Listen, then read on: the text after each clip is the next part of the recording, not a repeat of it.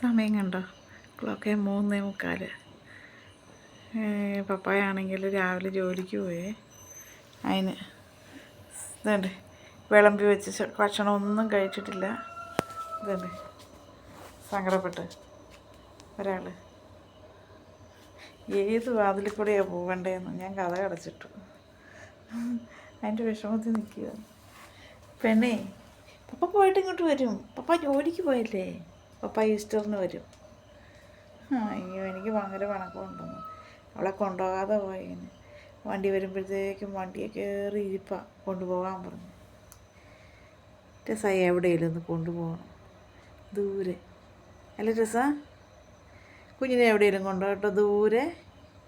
നമ്മൾ കുത്തിവെപ്പ് മേടിക്കാൻ പോകുമല്ലോ അല്ലേ? കുത്തിവെപ്പ് മേടിക്കാൻ പോകുമ്പോഴത്തേക്കും കുഞ്ഞിനെ വണ്ടിയിലൊക്കെ കയറ്റിയല്ലേ കൊണ്ടുപോകുന്നു. ഓട്ടോറിക്ഷ കയറ്റും. റോട്ടിൽ വണ്ടിയുടെ ഒച്ച കേട്ട് പാവം റോട്ടിലോട്ട് നോക്കിയിരിക്കുക. വണ്ടി സ്റ്റാർട്ട് ചെയ്യുന്നതിൻ്റെ ഒച്ച കേട്ട്. ഇനിയിപ്പം തിരിച്ചു വരുന്നവരെ ഈ കാത്തിരിപ്പായിരിക്കും. വെളിയിലാണ് ഇരുട്ട, മൊത്തം ഇരുട്ടായിപ്പോയി.